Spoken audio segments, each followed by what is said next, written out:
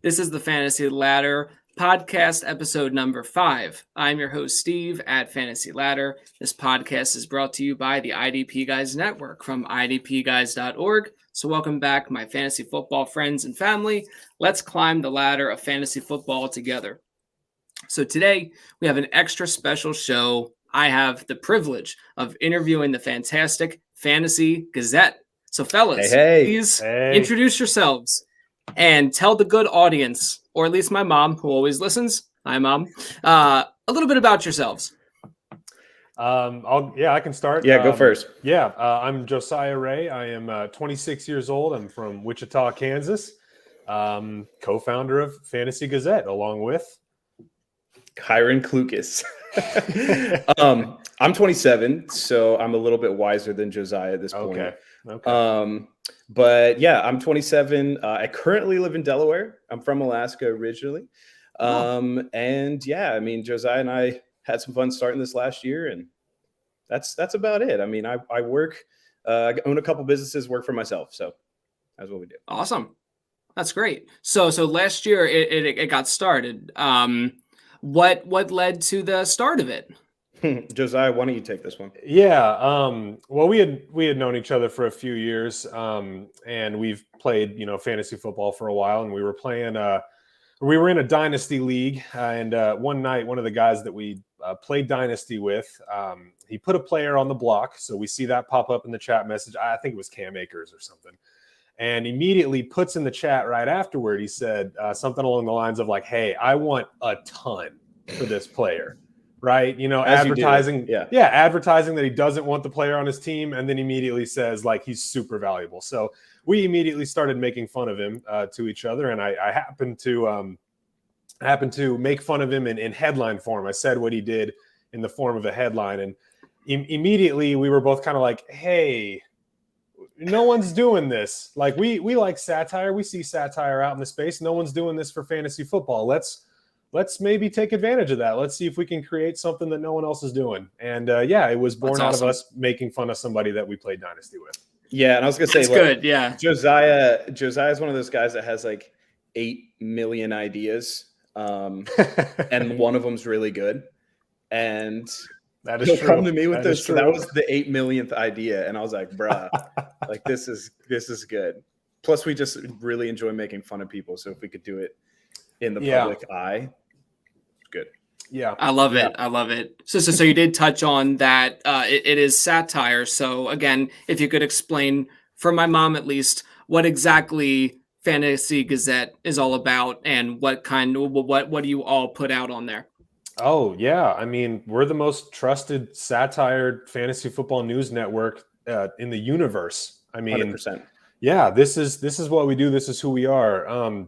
Satire encompasses a lot of things. Obviously, jokes is a big part of it, but we want to poke fun at ironic things that people do, controversial things people do, whether that's NFL players or fantasy football players. We want to poke fun at that and provide humor in a unique way. Yeah, I was gonna say, to add to that, like the biggest thing I think is that we take the fantasy community, we take ourselves so seriously sometimes. Everyone in the Twitter sphere, they're so caught up on who their number one guy is. And then this other guy who has a different number one guy is an idiot. And so just kind of scrolling through Twitter sometimes, it's like, oh my gosh, like we need to pull back a little bit and make fun of ourselves. Absolutely.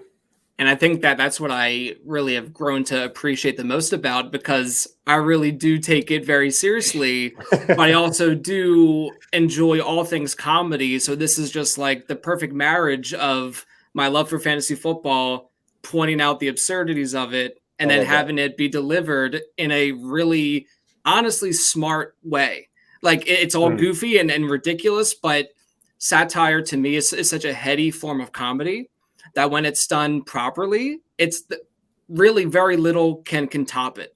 So I'm a really big fan of The Onion. I love the Babylon Bee. Fantastic. Yeah, they're our heroes. I was going to say, I see a lot of that in what you guys do, and that's meant to be a high compliment. I literally think about this one Onion story maybe once a month, and I will laugh myself out loud just thinking about it. It was like the story goes, it's like people on a public transportation bus are delighted by a running passenger who's missing the bus. Oh. And it just goes through this whole, like, every passenger has like a little quote about how they enjoyed the guy like running and sweating in his business suit. Just completely ridiculous, but it's just all very like, it's still an experience we've all sort of faced. Yeah, it's taking a normal thing and making fun of it. Yeah. Yep. It's flipping the stress of missing the bus into just the most ridiculous, like, just a great punchline to it, you know? And the thing is, like, the headline aspect of it is like a really good joke in and of itself. And then like there's depth to your stories and your articles and things.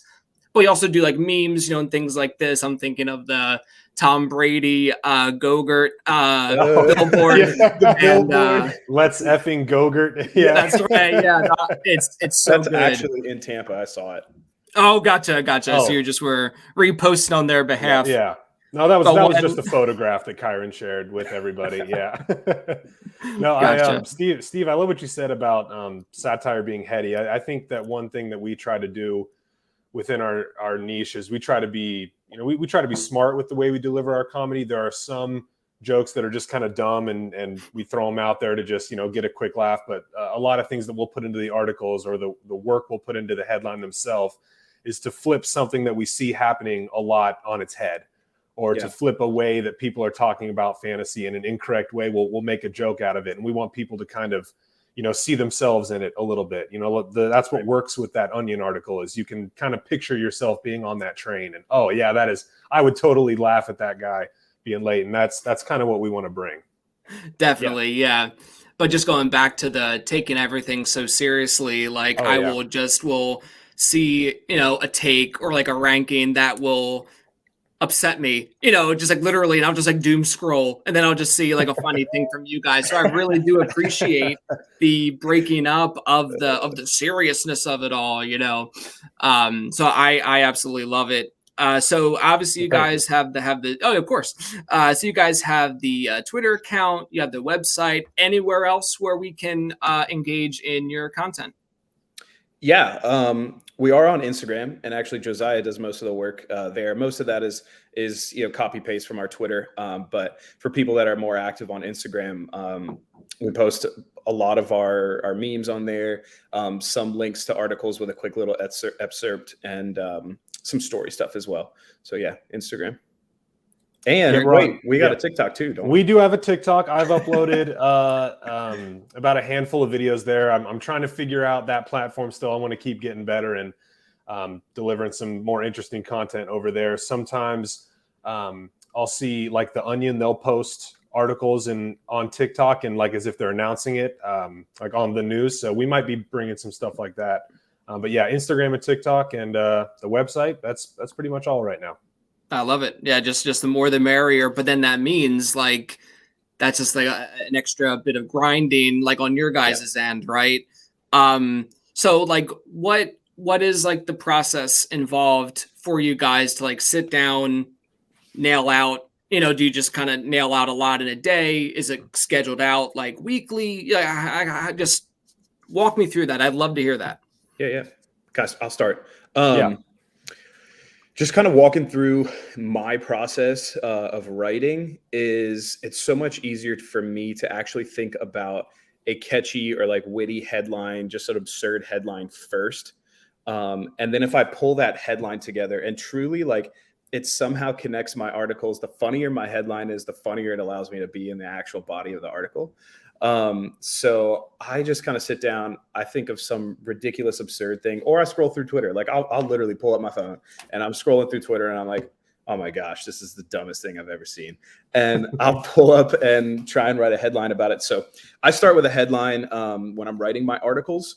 And I kind of touched on this already, but like meme ideas or just quick tweets, it's so easy to go back into the Twitter space specifically and just scroll for a little while. There's so much material right there.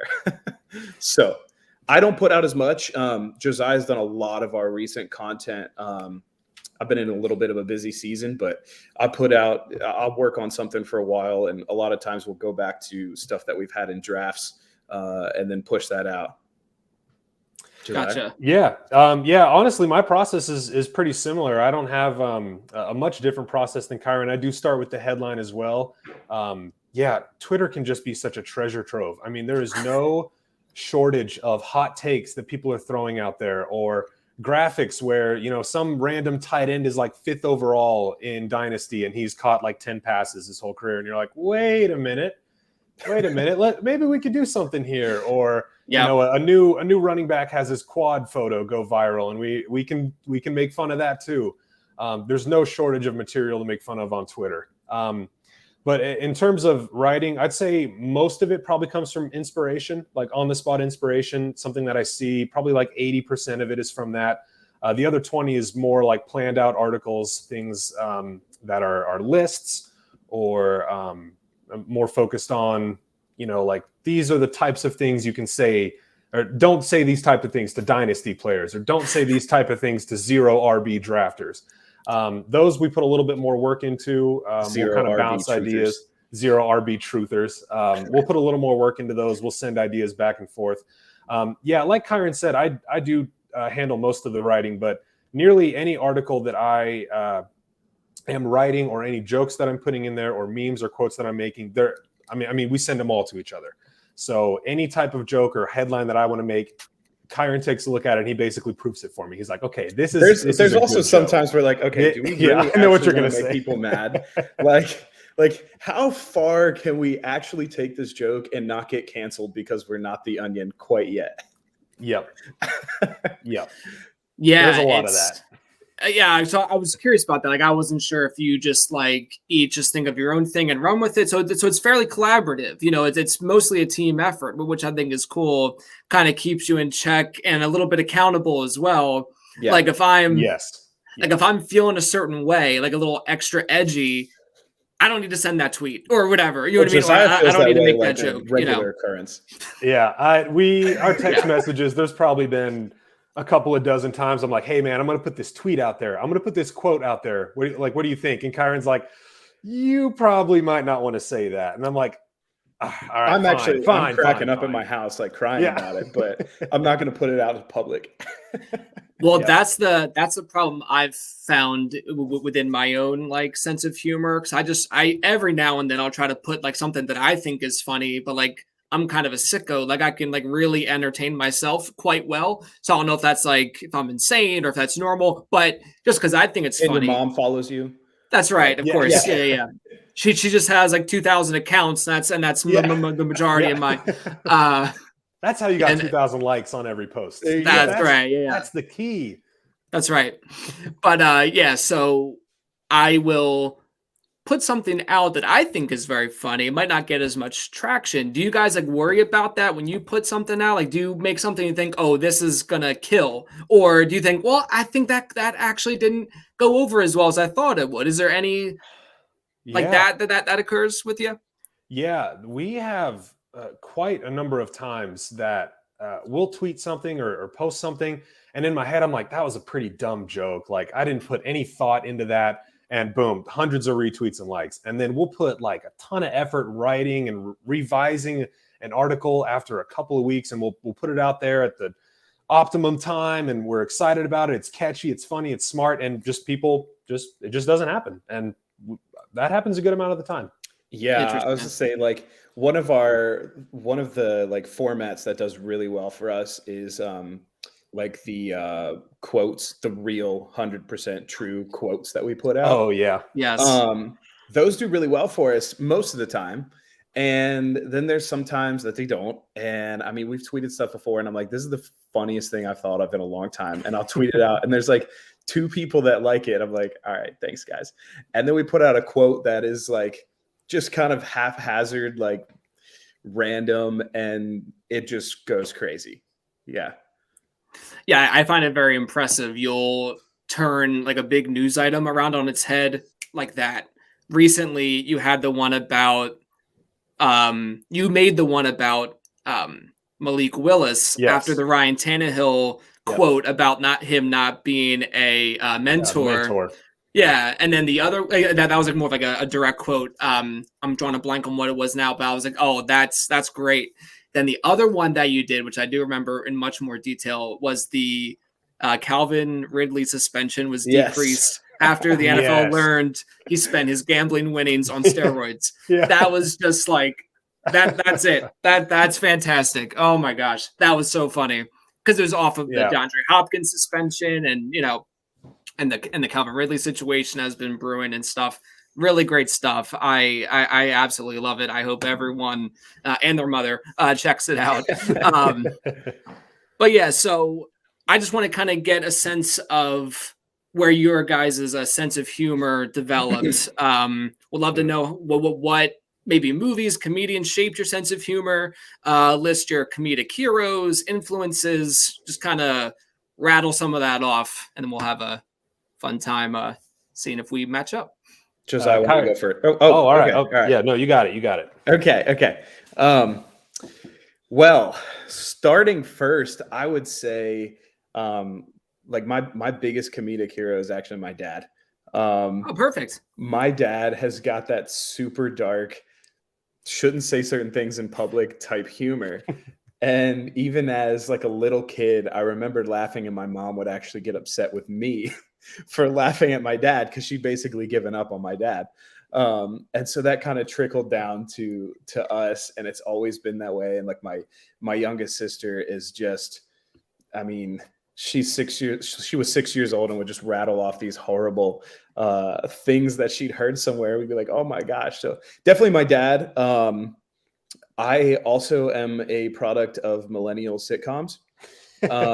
So, I mean, everything. I mean, we still, of course, like a rite of passage for being a millennial is watching The Office like every night while you're eating.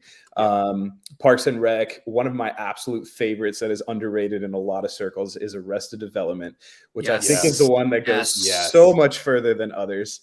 And so that is more that weird, wacky, sometimes politically charged humor that just pushes the boundaries while still skirting that like socially acceptable maybe type thing. So yeah, I mean, aside from that, it's just the fact that I'm a millennial that grew up in a lot of crappy parts of the world, and there's stuff going on. It's fun. So yeah, that'd be for me. I love that. Yeah. So a lot from home. That's great. Yeah, definitely. I'd agree with Kyron. I mean, we do tend to get a lot of our senses of humor from our families. So both my dad and even my father-in-law, my in-laws, they've helped shape my humor. And I would name all the things Kyron did again, because these are shows we joke a lot about. I'll add Community to that list. I'll add Family Guy to that list. Donald Glover is amazing. He's incredible. And then certain people, certain moments in like Saturday Night Live, like Andy Samberg would definitely be a comedic hero of mine in the celebrity realm, him and all the Lonely Island guys. And then I'll give a shout out to one of my personal favorites. I'm a big fan of Bo Burnham. Oh, absolutely. Yep. This is one we argue about. Yeah, Kyron's not his biggest fan. This is maybe the biggest rift in our friendship that you're experiencing here. But yeah, those would be the celebrities that I would mention. Gotcha. Yeah. So what I like about Bo Burnham and even Andy Samberg and Lonely Island stuff is they have this way of bringing their jokes into music form. And and the way that they can play, well, obviously the music that's actually produced by the Lonely Island is like fantastic, like really catchy beats, high quality. Oh yeah, absolutely. So I'm with you 100% there. I really did enjoy Bo Burnham's Inside, like the special he made like during like the pandemic and stuff. Really quality stuff. But even like some of his younger stuff he did with like college humor and stuff, like I think a lot of that's pretty good too. But pretty shocking. I think he started out doing stand-up at like 16 or something, like or 17 maybe. It's pretty wild. He went viral for he was doing YouTube videos just in his room. He was making music, making beats and different songs on his piano, and got famous that way. So yeah, it's interesting because comedy is very like generational, like what it is. My dad's friends would think is like the funniest movie of all time, I might think is like that's funny, but like it Right. is kind of like they grew up with like whoever, like Richard Pryor, Gene Wilder, whoever, if it's like Blazing Saddles or Yeah. whatever, if that's like their go-to, or like Animal House or whatever. Yes. So like for me, my dad just kind of brought me up with a lot of different kinds of varieties. So like when I was younger, a lot of slapstick, like Looney Tunes, Three Stooges.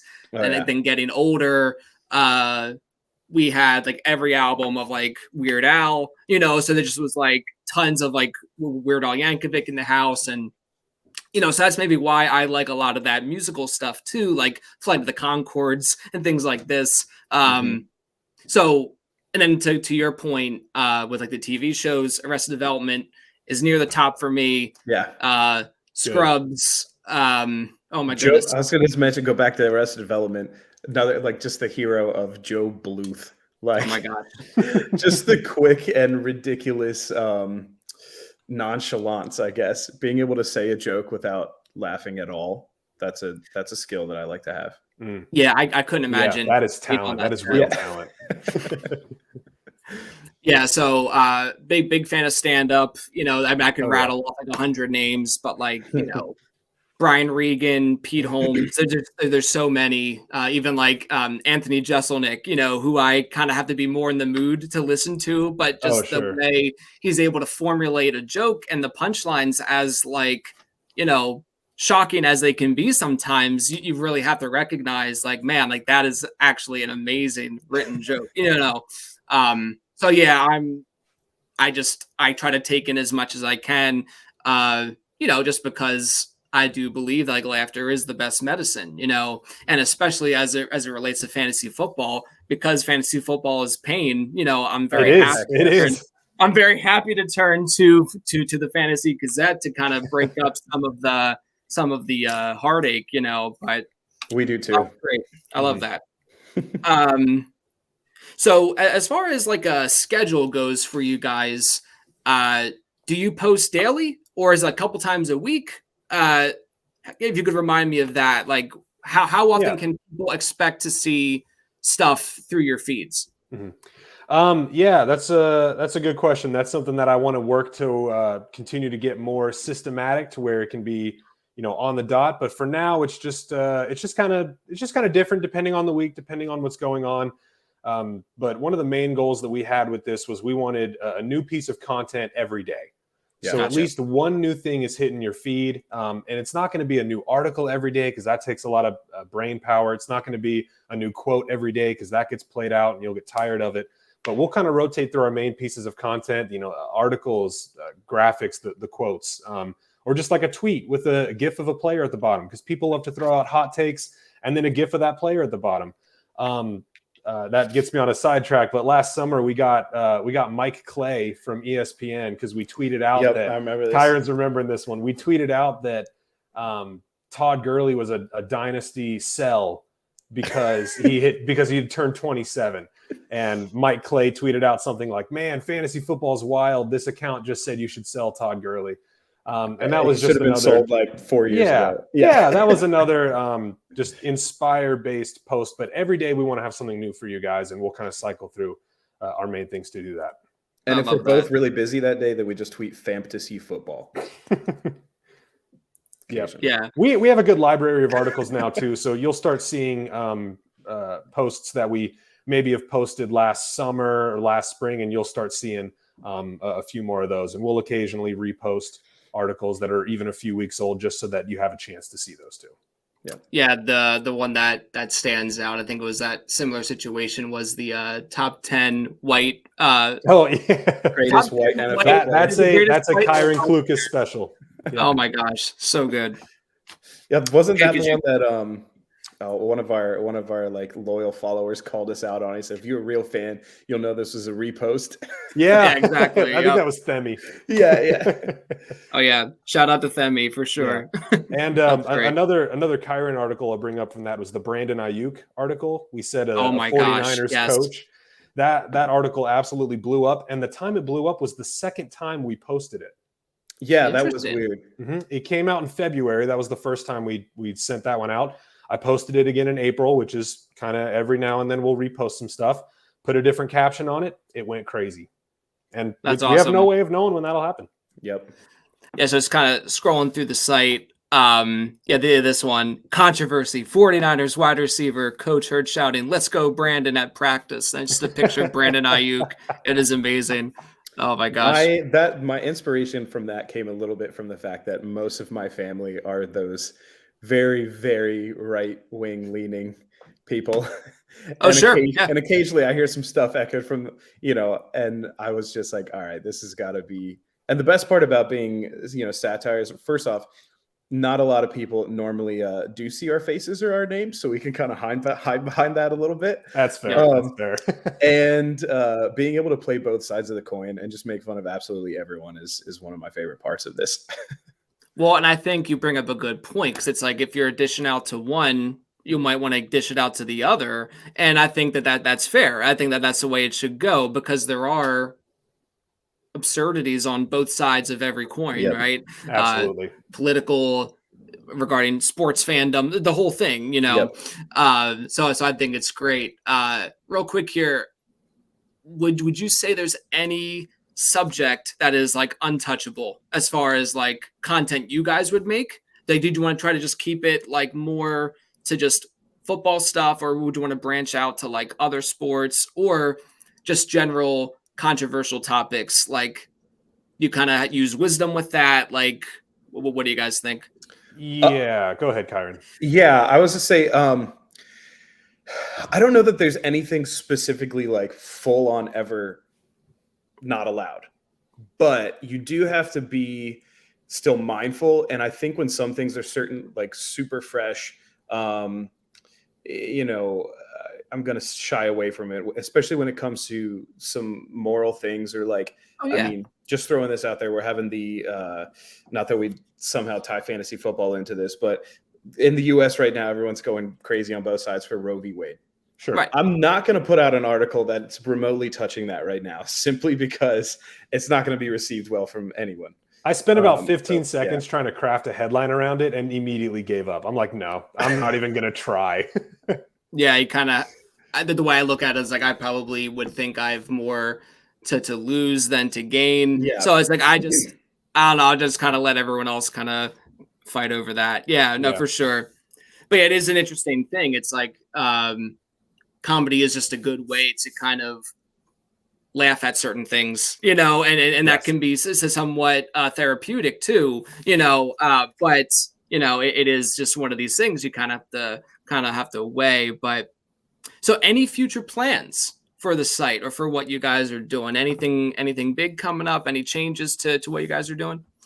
We're still about a year in, so I still consider that kind of the growing phase. Absolutely. At some point, we want to have an opportunity for more people to be able to come up with some headlines.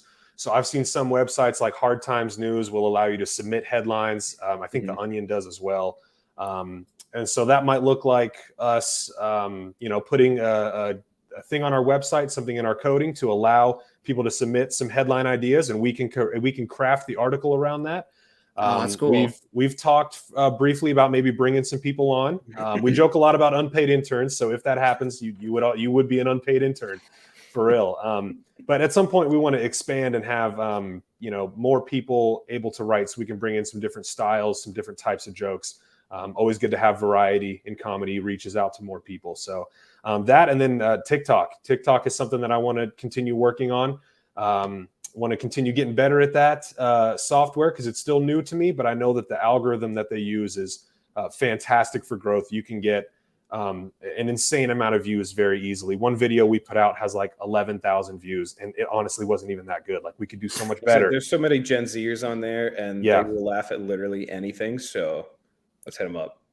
I love that. Yeah, the idea of submitting your own headline, I think is great. Because I kind of just like brainstorm just like the way you guys do. Is this good? Is this bad? Most of my ideas like come when I'm in the shower. So like I can't just like run out of the shower, drip through the house, and like find a pen. Everything's wet. Can't do that. But the one that I kind of have been like brewing in my head, just because I have like kids. So for me, it's like everything is like kid oriented.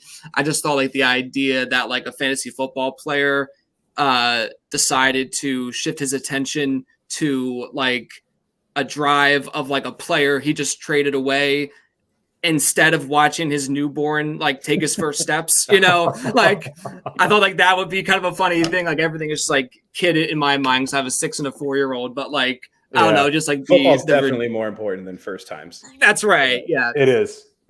But he's like trying to like watch on something that he like doesn't have anymore, like the player he just traded away, but then the thing he'll have forever, his kid, he's gonna miss a really special moment. So I don't know, I think something like that would be pretty good. But yeah.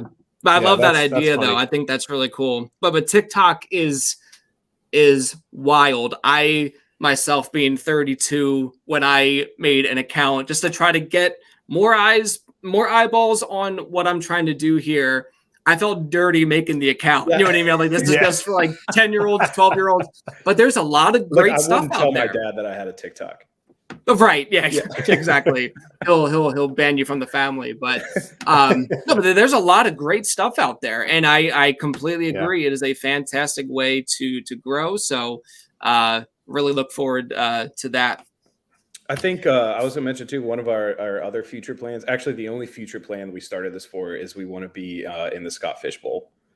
Oh, thank you for mentioning that. Scott Fish, send the invite. We're waiting. At, boy? We're waiting.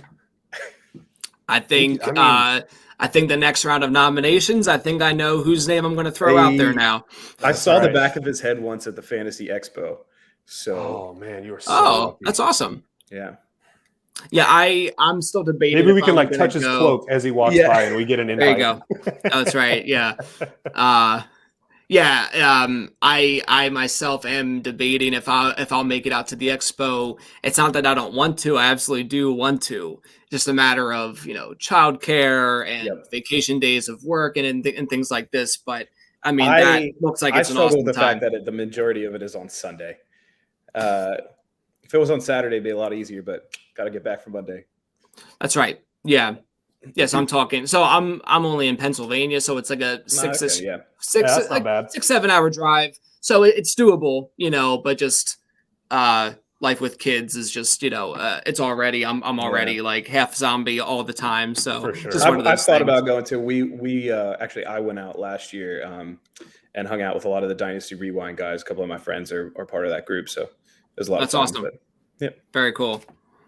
So kind of shifting gears a little bit, just want to get to know more about you guys. Favorite college teams, any sport, or pro teams, football, anything. Just would love to hear your guys' favorite teams. Yeah, well, like I said, I'm from Wichita. I'm a Kansan, true and true. I love Kansas Jayhawk basketball. Can't really love Kansas Are Jayhawk they good football at all? Very much. Oh, the basketball team? Yeah, they're decent. Yeah, they're decent. They're decent. Yeah, I'd say, don't want to brag or anything. Just won the national championship a couple of months ago. Very nice. Join the bandwagon. There's still time. Yeah, Kansas would be my college team. Haven't been able to root for them in football for a while. And then my NFL team is the Carolina Panthers. Even though Kansas City was the local team when I was a kid, I was like, man, this Carolina team's pretty cool. I like Steve Smith. Oh, yeah, of course. Yeah, loved Steve Smith. I liked what they were doing. I thought they had cool colors, man. They had some great uniforms. Just a cool It's all name. about the jersey, absolutely. Yeah. Oh, heck yeah. Picked them when I was a kid and just stuck with it. Very nice. Yeah, for me, I don't really follow too much college. I'll definitely hit up March Madness, and I was a baseball player myself, so I'll watch college baseball occasionally. When it comes to NFL, well, actually, college, I'm a Boise State fan because I saw they had a blue field one time when I was like 7, and then I played NCAA for most of my time as a child and chose them every year. So Boise State, I don't know any players on the team, but I'll always root for them. NFL, I am first and foremost a Washington fan, so I'm continually sad. He needs some empathy. We're gonna have to give him some pity. Anyone that's watching this show, send him a message like, I'm sorry. My my family, so my mom's family is from Delaware, and that's where I'm living now. And Okay. out here, we've got like, not too far from you, I guess. So we've got the Washington, we've got Baltimore, we've got Philly, and then some people roll for some Florida teams, depending. And of course, there's Cowboys fans. There's what the Everywhere. heck. Everywhere. But my whole family out here were Washington fans, and I got into that like the tail end of the final year we even made like a playoff. And then it's just been 27 years of pain, pretty much. We had RG3 for a year. That was super exciting. That was cool. Oh, man. That 1 year, that was really cool. And I'm like, the rest of my family in Alaska, I've always been what I call a secondary Vikings fan. So if they were playing, I'm pulling Washington. But so yeah, I'm just sad all around. They're just terrible organizations with mediocre players. Gotcha. Jahan gotcha. Dotson, though, heck yeah. Dotson. Absolutely, yeah. Kyron and I can share one thing in common. We've been fans of a Ron Rivera coached team that has somehow made the playoffs with a losing record. So we can share in our somehow good misery. We can share that a little bit in common. Yeah, you gotta love Riverboat Ron, right? Riverboat Ron. No, I mean, but honestly, he is a pretty inspiring kind of guy. Coming back from his cancer diagnosis and stuff. It's pretty awesome. He's definitely a guy to root for. Even as an Eagles fan, I can appreciate, just what he's meant to the NFL. And again, he was a longtime great there in Carolina. You know what I mean? So I definitely, I can always enjoy, a good coach or a good talent, even if they have, caused my team misery. But yes, very excited for Jahan Dotson. I'm a Penn Stater myself. You guys just gave us Carson Wentz, so we're going to have a good bit of misery this year, I think. Hey, Kyron, you missed something. That is Super Bowl champion Carson Wentz. My bad. Get it right. My bad. That's right. That's right. Although I will say that I think Washington may have gotten one of the best values in the draft with getting Sam Howell in the 5th. Oh, that was nice. I was just floored that he kept dropping and dropping. I just couldn't believe it. And then to Washington's success. Rolling with Fedarian Mathis, I'm like, all right, we're just going to add, same player after the same player year after year, and we lose it, whatever. But I loved the bookends in Dotson and Howell there, and I felt like we didn't get a great value on our trade back. But I love Dotson. He was top 5 heading into the draft, and getting him where we did, I was glad to grab him. But yeah, absolutely. How about a favorite sports memory? This could either be watching on TV or maybe live, like at a game. You got anything for that? Yeah. Go ahead, Kyle. I went to me and one of my good friends flew out to Australia to attend music composition school or songwriting. And we went to school in Sydney. And before we even went out, we knew that the Asia Cup final, which is like the step down from the World Cup, it's all the Asian countries all the way through mainland Asia, Australia, Oceania. And they play the soccer, the Asia Cup final. Well, that was going to be in Sydney for the first time while we were out there. And so we bought a ticket way ahead of time, and Australia ended up making it into the cup final for the first time while it was hosted in Sydney. And we went out there, and we're just Americans at this Australian event. Everyone's going crazy. They, like once Aussies figure out that you're American, it becomes a riot. Like they'll make fun of you, but they love having you out there, and they're so glad that you're like trying to be a part of their community. So the game itself was super fun. Everyone kept trying to figure out how to buy us a hot dog because they recognize that as an American thing. And Australia ended up winning in double overtime. And me and my buddy Nate got to basically like storm the field with a whole bunch of Aussies. That's great. Beating That's South awesome. Korea. So that was super fun. I did have like a runner up though, because I just have to mention this again. My one of my good friends at Nate NFL, he is a huge Ravens fan. And I meant to look this up. I think it was 14. I think Josiah and I maybe talked about it yesterday. Yeah, when that was the year. Billy Cundiff missed like a 20-yard field goal that would have sent them another round in the playoffs. That was probably one of my favorite NFL memories, simply because I called him playing for someone else. I called him against the Patriots, right? Yes, I think so. Yeah, yep. Yeah, I remember that. I call him and he doesn't answer the phone, and then I called him back and he answers just says, "Don't call me again." And I'm sitting there like cracking up. And there's some amazing NFL moments, but I remember that one specifically just because of like how much I made fun of him for. I mean, I could kick a 20-yard field goal with my left foot, like, you know. Yeah, that was a wild moment. That was a wild moment. I'm sure he got you back on the Blair Walsh kick against the Seahawks. We've never had a good kicker. I guess you haven't. Talking about Minnesota? Yeah. Yeah, I guess not. Yeah, so my favorite sports moments, like I said, I'm a huge Jayhawk fan. So either of our national titles that I've gotten to live through in 2008 and this past one, I'm going to remember both of them. I was very hyped this year. This was a fun team, and I remember watching both of the title games. I got to watch them both with my family. Just an incredible thing to share with them because we're all Kansas fans. So, you know, Mario Chalmers' three-pointer in 2008, like we were like the roof was getting blown off that place. Like we were having a great time with that. In person, my favorite would be in 2017. Me and one of my buddies from college, we got tickets to go see Kansas play Oklahoma at Allen Fieldhouse. And it was the Buddy Hield superstar year at Oklahoma. Kansas and Oklahoma were number 1 and number 2. And the game went into triple overtime.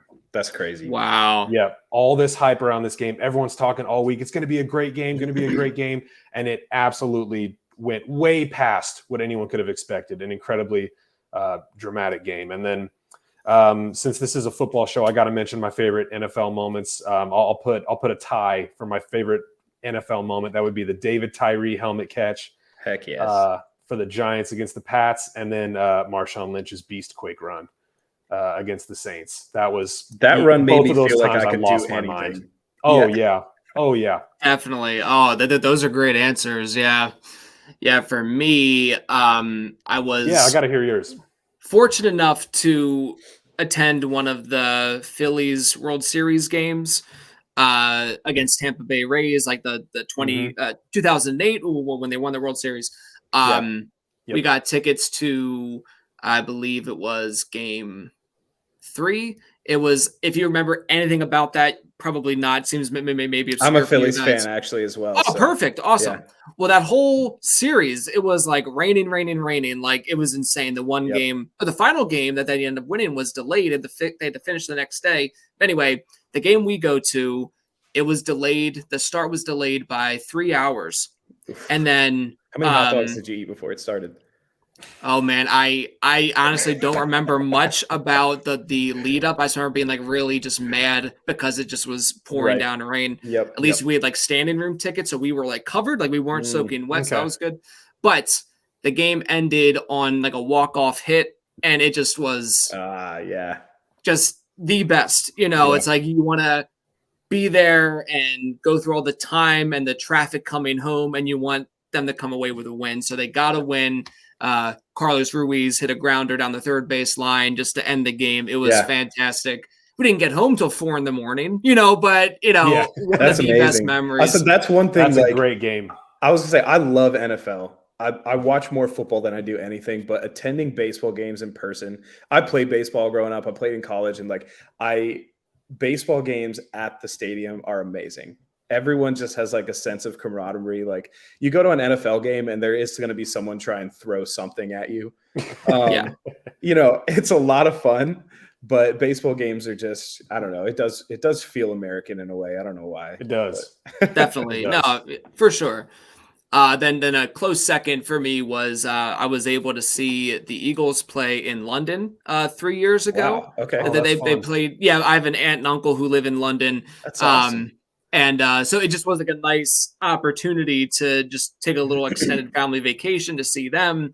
And then through many different attempts and channels, we were able to get our hands on some tickets for out there. And that was one of just the most enjoyable NFL games ever, because being an Eagles fan, going to a game in Philly is dangerous. Even though you're with like-minded fans, Bro, I won't even step in Philly. It is a very, keep your guard up kind of experience, and I'm ashamed to say it, but it is true. We're not all that way, but in London, I think I saw fans from like 30 of like the 32 teams. So it just was like a really unique coming together of people. Yeah, you'll see that you'll see that when they have the London games filmed. There's Bengals jerseys and Jags jerseys. Yeah. And, Chargers. We don't have those in America. They probably have more Rams fans than we do. but yeah, exactly. But it was just a very enjoyable game where everyone was just happy to be there. No one really cared if they won or lost, except for me being an Eagles fan, and they did win, thank goodness. It was one of these like bizarre games where it was the Jaguars when they had Bortles and like Jalen Ramsey and stuff. So really, the really stout defense and just Bortles doing Bortles things, So it was kind of like a sloppy game, but glad that the Eagles got a W. But just overall, awesome to be at Wembley Stadium, and just that whole experience was fantastic. That's really cool. But yeah. So any interests or hobbies outside of comedy or fantasy football? Josiah, you go first. Yeah. Thank you, sir. So polite. So polite. Kyron and I play a ton of video games together, so that's something we got in common. A lot of different things on the Xbox or on the Switch. My wife and I played a ton of Mario games or Lego games together. So, different types of games, board games. Love a good board game. I got a decent collection going right now. Always looking to add some more. I'll disc golf every now and then, and I'm on a trivia team as well. We get together once a week, so we go do some bar trivia on Thursdays once a week. So that's a good bit of my hobbies. Yeah. So it's had the competitive edge primed there. So that's awesome. Exactly. Yeah. Every Thursday I'll text and be like, "Hey, you want to hop on Xbox?" And he's like, "Oh no, I'm at trivia night, bro." Like, this is right. Important. Yeah. we found a location that has you can accumulate points this year, and there's regionals in the summer. So we've been trying hard to qualify for that. It's been a fun thing that we stumbled upon. And yeah, you can look at like there's national trivia leagues. I think it's called like live trivia or something. It's all across the country, and there's like a regional qualifying period. And we had already been going, and we found out about it, and we're like, yeah, let's try to get some points together. So we might qualify. You might see me on the national stage, but that's awesome. That's great. Kidding, but go ahead, Kyron. So a few. My biggest that I don't do as much anymore is definitely baseball. Baseball was kind of my life through most of my teenage and even into young 20s years, as well as actually ended up being church softball too. Good gosh, that is wild. Church softball is way more competitive, and you hear more swear words than you do on a non-church field. Aside from baseball, I am big into whiskey. Yeah, I have a pretty good size collection. I think I'm at like 123 bottles now. It does get drank. It doesn't just sit on my shelf. It does get drank, and maybe I should have had something tonight. I'll call my wife. Hang on. No.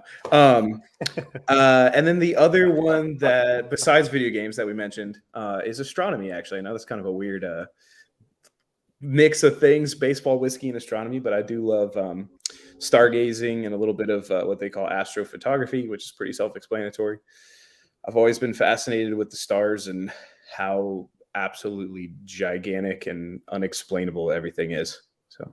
Yeah, I love that answer. That especially has always been an interest of mine. I've been wanting for years to get like a telescope. I have not, mostly because like the surroundings of my house, there's just a lot of street lights and stuff. Like where my in-laws live in like central Pennsylvania, you can see the sky as clear. It's amazing. Like up there, they live in the woods. Like there's like nothing around. So. No, like people pollution and that kind of thing, but that's really neat. Well, the whole Delaware isn't too bad. We are kind of a little bit of a rural place in the middle of all the cities. I mean, I'm an hour and a half from Philly, Baltimore, Washington, 3 hours from New York. Like we're kind of in the middle of everything, but out here it's mostly chicken farms and corn. And so I could see pretty well here, but growing up in Alaska, that was one thing that was just like, I mean, you can see the Milky Way with your naked eye. And I mean, seeing the stars rise up over the mountains like was an incredible thing. And so I do miss that pretty regularly. Yep. Yeah. I'm a huge science fiction fan. Okay. So you have a movie that has an astronaut, any kind of Oh, I already know what he's spaceship, gonna say. shuttle. Interstellar. I'm in. Yep. Interstellar, That's Star, my the whole favorite thing. movie. I think I like Interstellar more every time I watch it, and I loved it like the Fantastic. first time I saw it.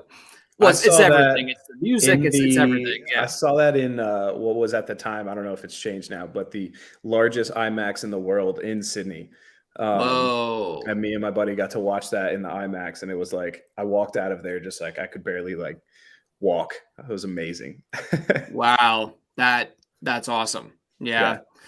Yeah, mine for me, I have taken up meat smoking. Okay. Just like every that's other next for me. like Next time we'll do a middle-aged show in dad. person. Yeah. Yeah, exactly. No, I'd be happy to make you some wings. Yeah, anytime. We're not that We far. got you know? Kyron's whiskey. We got some smoked meats. Definitely. I'll just eat it. Just how you two. bring cornhole or disc golf. Yeah, I'll bring That's cornhole. perfect.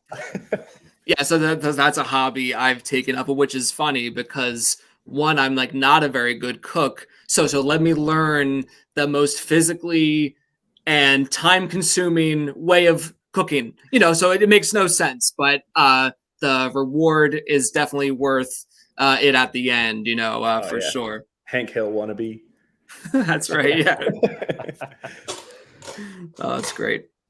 All right. So you guys touched on this a little bit in the beginning, but I'm just curious, like, how long have you guys been playing fantasy football? And do you remember any early memories of when you first started? Yeah, my uncle Ty, who was a big influence in my life, he's been awesome. He introduced fantasy football to me.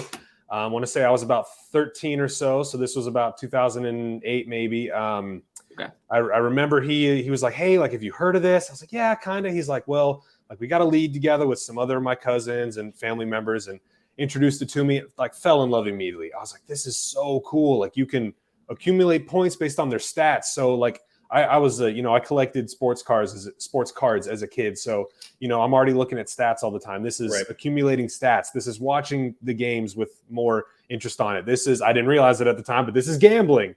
And now I love a different reason, or now that I know that it's gambling, I like it for gambling. But at the time, so that was kind of how it introduced me. So 13 years ago or so, I drafted Matt Forte with my very first pick. I remember that working out really well. Yeah. Yes. And I've been in a number of influential leagues, and you joined kind of like a high stakes league with some high school guys in my first, kind of developmental years of fantasy. And then recently Kyron brought me into the dynasty realm. That was about 3 years ago now. So, yeah. Which side note was actually it's when we really started becoming good friends. That is true. Yeah. Yeah. We'd known each other for a little while, but we watched one Super Bowl together and we were like, he's not really that cool. And then we started sending each other horrible memes and playing fantasy football. It was perfect. Yeah. There it is. It was horrible memes, video games, and then fantasy football. That's basically 99% of our friendship. It still is, yes. It's great. It's just something that brings so many people together in ways you would have never thought, and now look at you guys. Like it's just incredible. Like I just am over the moon for the potential it holds. It's just really great. Exactly. Exactly. Thinking about my first experience with fantasy football, I think I was like 14, so 13-ish years ago as well. It would have been 2008. It was 2008 was my first year because my first pick in a non-superflex league at 2 overall was Peyton Manning. Yes. That was consensus at the time. That was what everyone said to do. On the ESPN app, actually, it was on my parents' desktop computer that was the same for me. I was using, and begging my mom to be able to get on at like 12:55 Eastern time to be able to set my lineups.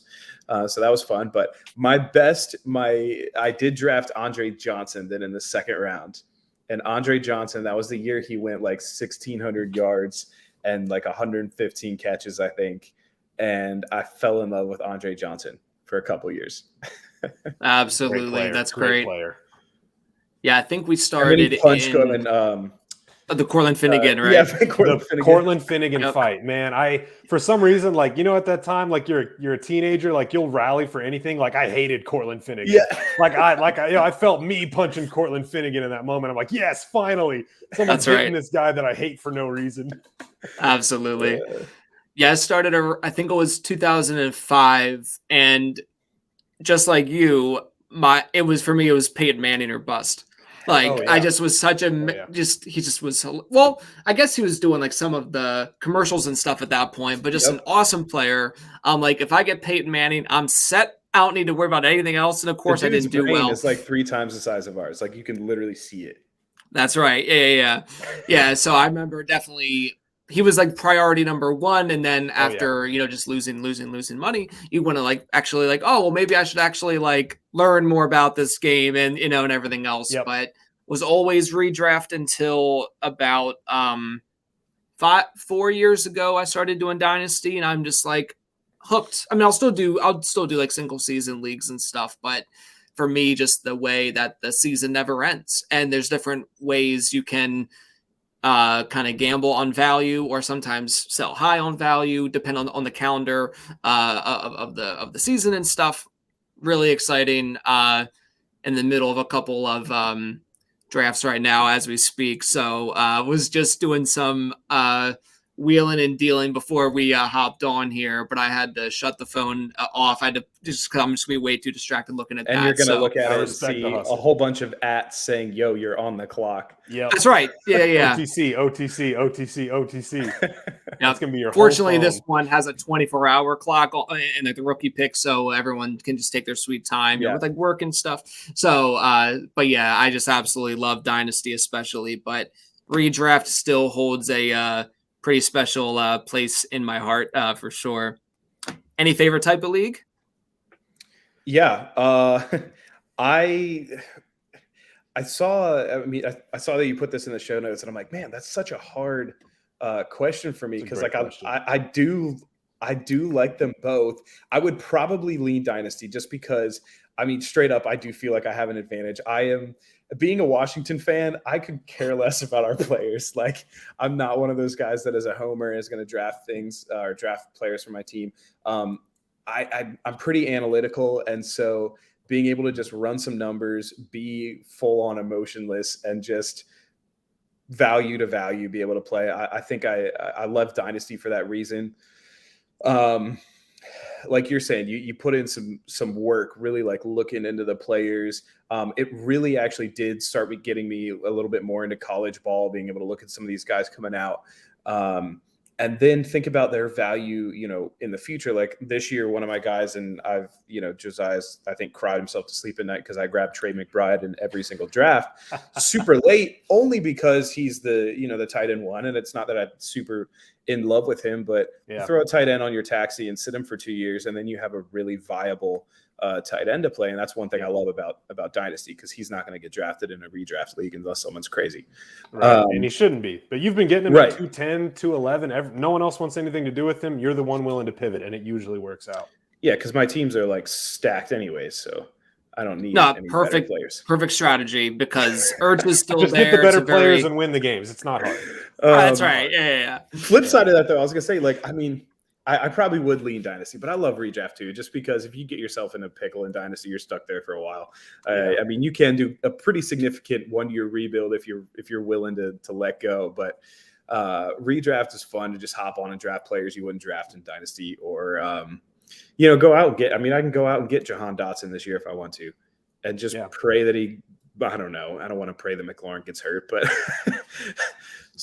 it's a lot of fun. And then I get to go out there and beat my friend's dad like every year. It's awesome.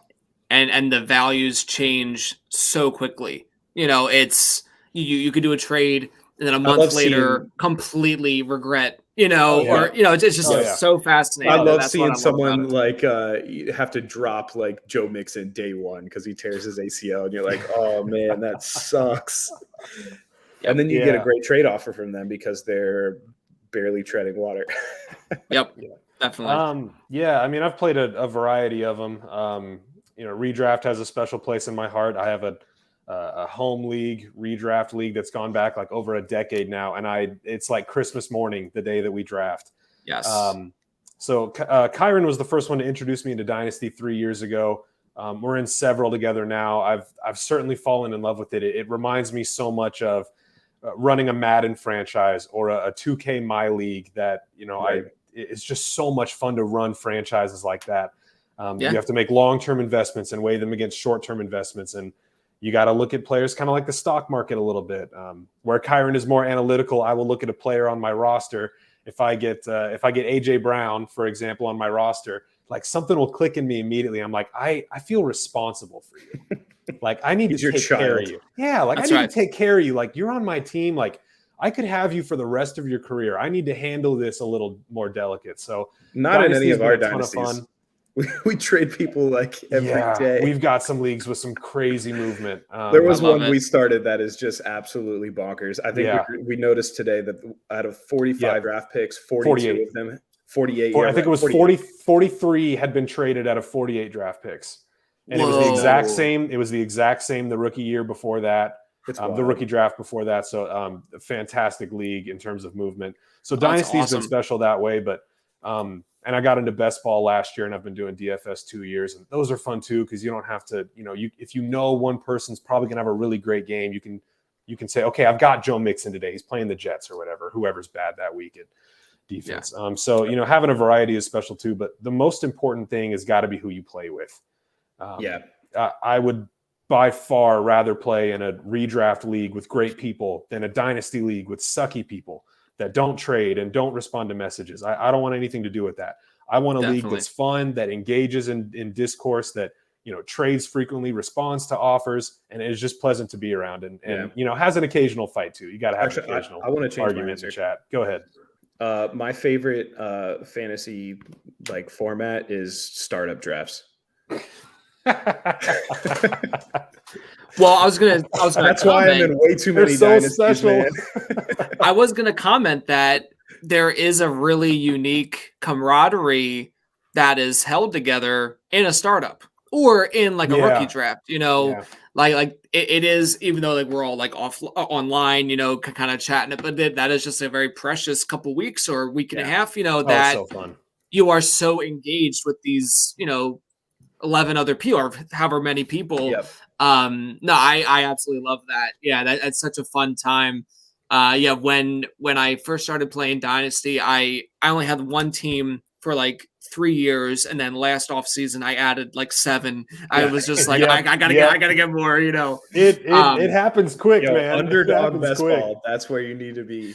Well, I have not dipped my toe into the puppy bowls and things like that yet, but I don't know. I think this might be the year, but I now have just a full plate of rosters and things. But what I did with this first team was I would literally like follow these guys like on my team on Instagram and just like kind of keep up with them. Like you said, like AJ Brown's your baby. Well, I'm following Josh Jacobs on Instagram. I want to make sure he's doing good and whatever. It was like check in on your guy. But now that I have like 8 teams, I can't be doing that anymore. It's like, I don't know, unless this is someone else's child now. That's right. Yeah. I trade them away. I unfollow. No. But yeah, so for me, Dynasty has surpassed redraft, even though that still holds, a special place in my heart. But my long running home league, we're entering our 17th season this year. Man, that's amazing. That's amazing. Yeah, it's bunch of buddies from high school. It started as an 8-man league. It is now a 14-man league. Yeah. We started with like snake drafting. We have now graduated, in my opinion, to auction drafting. Yeah. So like you said, you can't do it with newbies. That's the one thing about auction. You can't do it with new people. I wish it was easier with them, but you just can't. we had extensive we used to kind of chat through like Facebook Messenger, and now we're on like a Slack. We have like a year-round Slack chat for like just our league with like multiple channels and multiple, like it's a whole thing. But we had to come to a very serious conclusion as a unit. Like we're starting auction this year because it's a keeper league. So that would have completely cleaned the slate of who was available to keep that year. So we're just starting completely fresh, and that happened 11 years ago.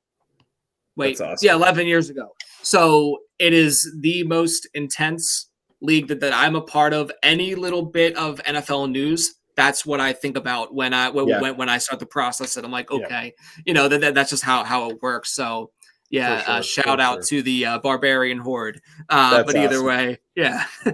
Well, that's great. I love this discussion, guys. But in closing, this is my typical ask me anything question when the people, trying to engage, the farming engaging. My question for this was borrowed from one of my favorite comedy podcasts called You Made It Weird with Pete Holmes, like I mentioned earlier, one of my favorite comedians. So I want to hear both of your takes on this question, okay? When or at what was the hardest you have ever laughed? Yeah, we saw this on the show sheet. We were talking about this yesterday. I mean, you sent it to us first like a week ago. I spent like all week racking my brain, like what were the moments? I mean, there's any number of them. I could rattle off 10 times that, my family or my in-laws were playing Jackbox games and something just got us going, or we just kept a rolling joke recurring, or times I would play that game in college with buddies. We're just crying laughing. But I think of, and I'll share two things that made me cry laughing and pretty much always do now. It's one viral video and one movie clip. So the viral video, okay. The viral video that makes me cry laugh the hardest. This could be my answer too. I watched this again last night. I watched both of these again last night, just to confirm. Is the video, the scene in Titanic when Jack is drawing Rose.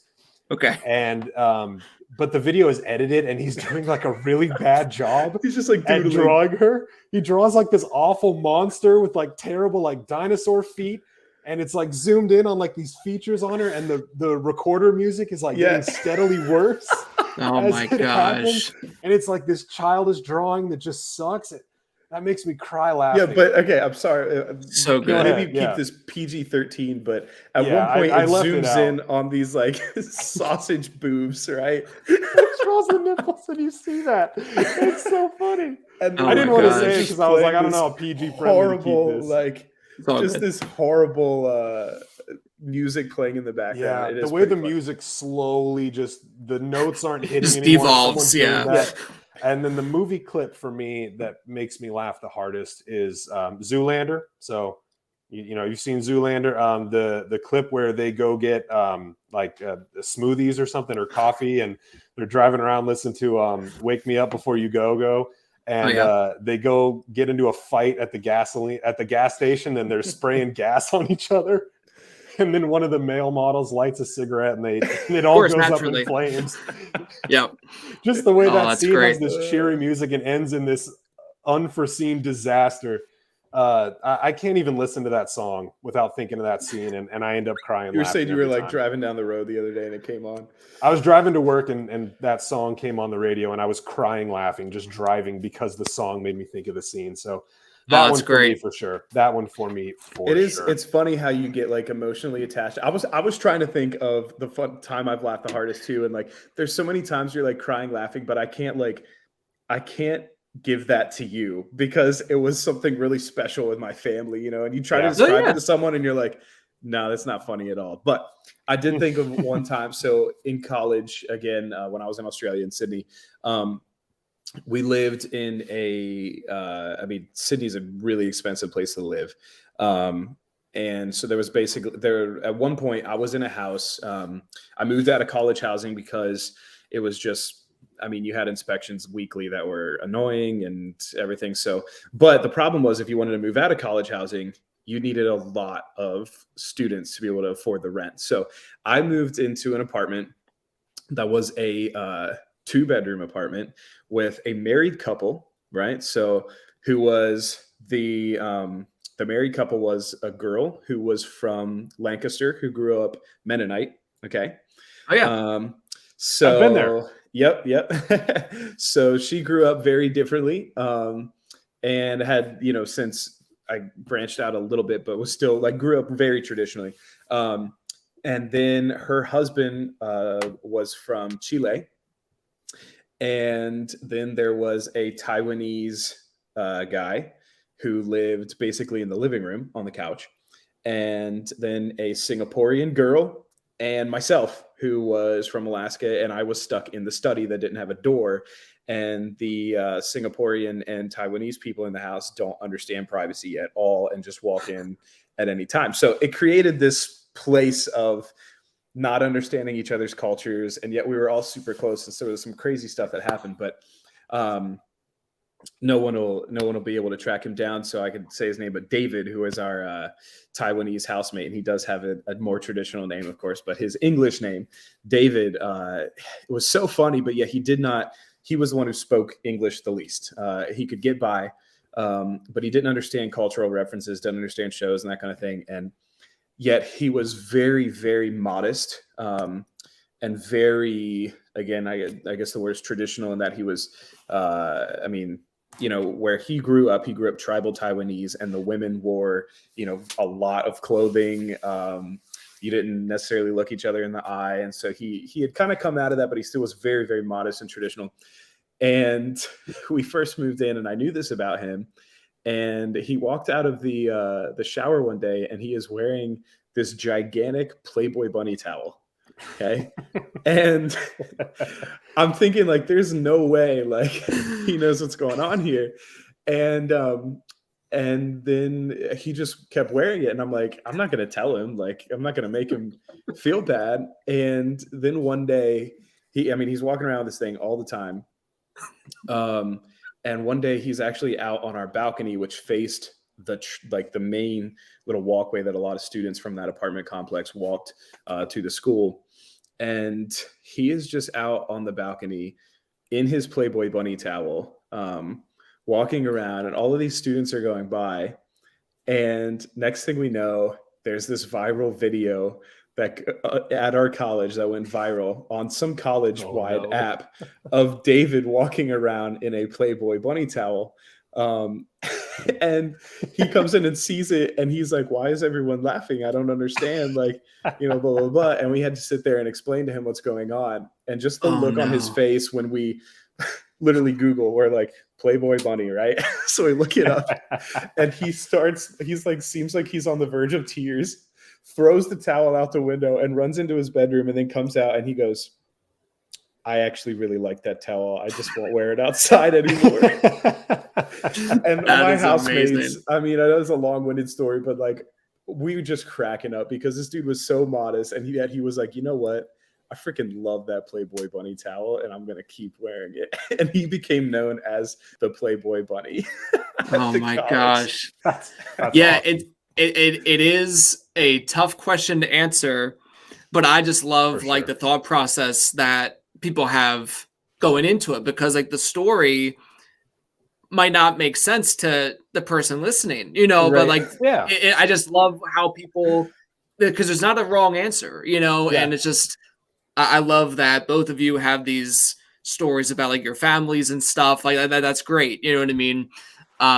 For me, real quick, when I kind of like three that instantly come to mind,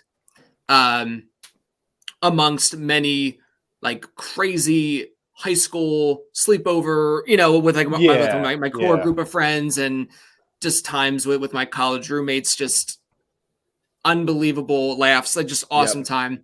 But when we watched, when my brother and both my parents, for the first time, we sat down and watched Brian Regan's I Walked on the Moon special. When I tell you that my face hurt, like my entire body hurt from laughter. That's a good place to be. Like my mom, when she gets going, like her whole like face turns purple. You know what I mean? So like that was happening. Like, laughing with your I had to like stretch. I had to like stretch my jaw out because I was laughing. We were just like dying watching this thing. But I think like the first memory that really comes to mind was actually my 12th birthday party. Just a great age just to be goofy and silly. Yep. We just were like full of like dominoes or like whatever, just up all night, just like being silly, ridiculous. So that just that's like the main one that comes to mind. But I got to throw in that first time watching the Brian Regan special, because we were just like losing it, just all four of us together. Amazing. I have not seen that. I'll have to check that one out. Oh yeah, it was. I'm trying to think of like the time frame that came out. Definitely like mid 2000s, I would say, because I think he did like a half hour on Comedy Central around that time, and then he came like a couple of specials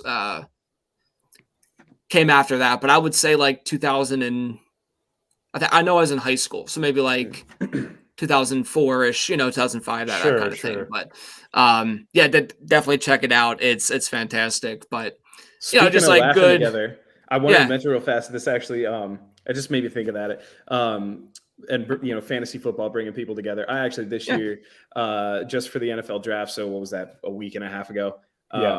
I hadn't seen Josiah in 4 years, and I flew out to Wichita. And this dynasty league that we started 4 years ago or 3 years ago, I've gotten really close with all of these guys, but they were all of Josiah's friends from Wichita area, and I didn't know any of them. We've gotten really, really, really close. Yeah, and that's the cool thing about fantasy, bringing people together and being able to see that happen. It was cool. So sorry, go ahead, Kyrie. No. Yeah, I came out and I was at Josiah's house, and we had a couple of the guys planning to come over and watch the NFL draft on Thursday night, the first round. And I answered the door to them, and they're all just dumbfounded and looking at me like, wait, I know you. Like, I've seen your photo online, but you shouldn't be in Wichita. And we ended up having this super fun night, just like, we absolutely roast the heck out of each other in the chats. And so it was super fun to continue roasting the other guys that weren't there, specifically one guy that we all know. But yeah, it was the same guy from the story at the beginning of how the Gazette started. It's the same guy that we his antics in the league, we like to get a kick out of it. But you could say that about any number of the guys. I mean, I'm sure they're getting a kick out of the stuff I do and say, and same for Kyron or any number of them. So shout out to the Dirty Dozen, there you go, the greatest dynasty league that we know. So yeah, shout out them. Oh my goodness. Well, this was amazing, guys. I really do appreciate you coming on. I wish for continued success with the site and with what you guys are doing. Keep at it. I know people are going to love it. So just one last time, say who you are and where they can find your work. We are the Fantasy Gazette. You can find us on Twitter at Fantasy Gazette _ There's an underscore at the end. Or on our website, thefantasygazette.com. We're on Instagram and TikTok. Keep following our comedy, man. We got a lot of good stuff coming, and we're only getting better. And it's all trustworthy. Oh yeah, it's all all real, all trustworthy, for sure. So yeah, awesome. And Adam Humphries season is coming. Oh, Adam Humphries. Yeah, I gotta say, I love the Twitter header. It's just like every memeable player possible. Adam Gase right there in the middle. It's just absolute perfection. Yes. Man. But definitely trusted though. So that's important. Very trusted. Very trustworthy. So yeah, Steve, thanks so much for having us, man. We're thrilled with what Fantasy Gazette has turned into. We're fans of yours as well, Fantasy Ladder. We love what you're doing, man. Seriously, thanks so much for having us on. Absolutely. I've developed this motto: see good, share good, and you guys are that. So I love it. But all right, gentlemen, have a good evening. All right, man. We'll see you around. Yep.